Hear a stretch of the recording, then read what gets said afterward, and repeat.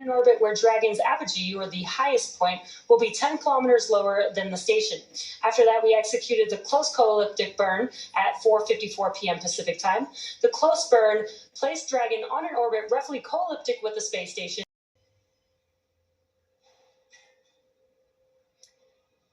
Now, as we continue to count down to docking, let's take a closer look at the Dragon spacecraft that is taking Crew 8 to the International Space Station today. The Dragon spacecraft and its trunk stand over 26 feet tall.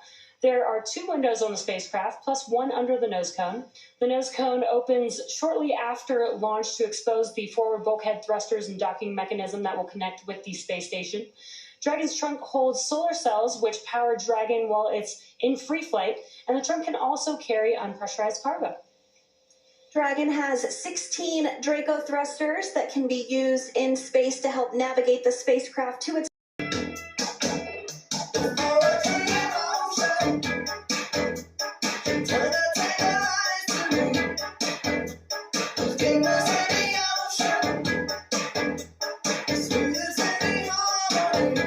mission specialist Jeanette Epps, and it's her first space flight. She's also a NASA astronaut. The New York native was a NASA fellow during graduate school and worked for Ford Motor Company, where she received a U.S. patent for her research.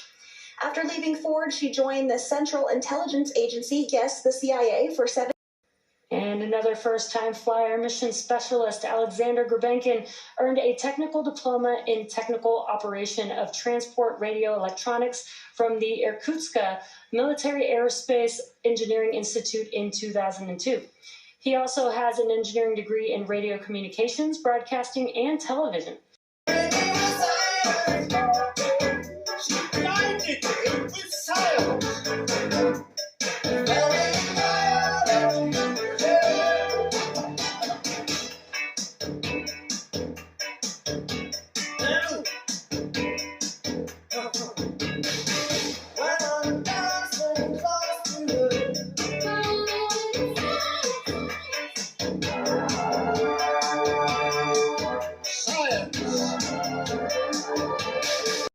We got to ask the Crew 8 astronauts why they believe human spaceflight is so important. Here's what they had to say.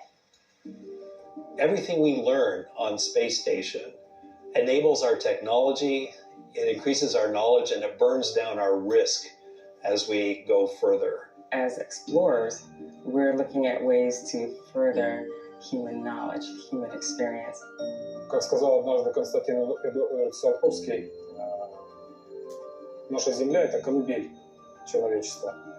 Но не может человечество все время оставаться в колыбели. Поэтому именно за счет того, что мы нарабатываем сейчас пилотируемыми полетами. People are so different on Earth. The more people we get into space, the more things we learn about what happens to their body in space, the more we learn to move humanity further to the moon and then ultimately to Mars. The experiments that we'll conduct help with radiation, how to grow plants in space, how to get the human body to last longer outside of Earth's protection. In zero gravity, we've actually discovered physiological processes, how the body works, that we didn't even know existed.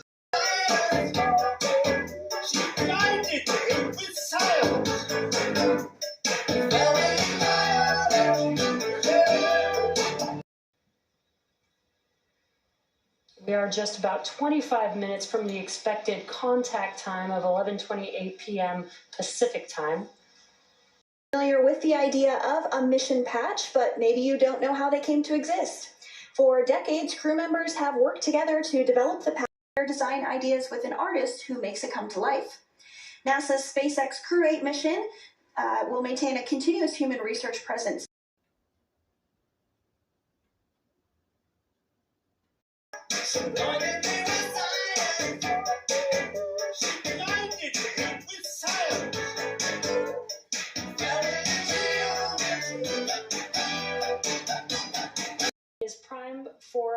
Is primed for approach monitoring. Crew on station can follow along, but they're not required to for any abort commanding monitoring.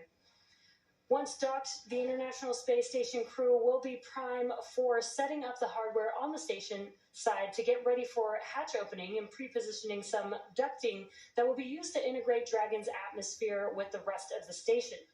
So a lot of work has already been done in the station. And it looks like we got both of those views now looking side by side next to each other. Again, on your left-hand screen, a view from the International Space Station looking at Dragon Endeavour, while the right-hand view is a view from Dragon Endeavour looking at the International Space Station.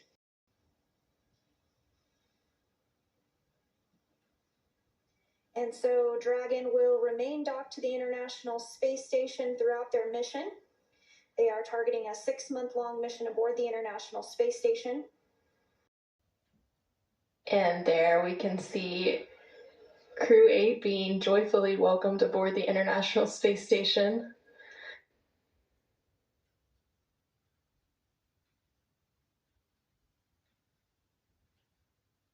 First aboard was NASA astronaut Matthew Dominic, followed behind him NASA astronaut Michael Barrett and NASA astronaut Jeanette Epps. And pulling up the end, we have Roscosmos cosmonaut Alexander Gurbankin.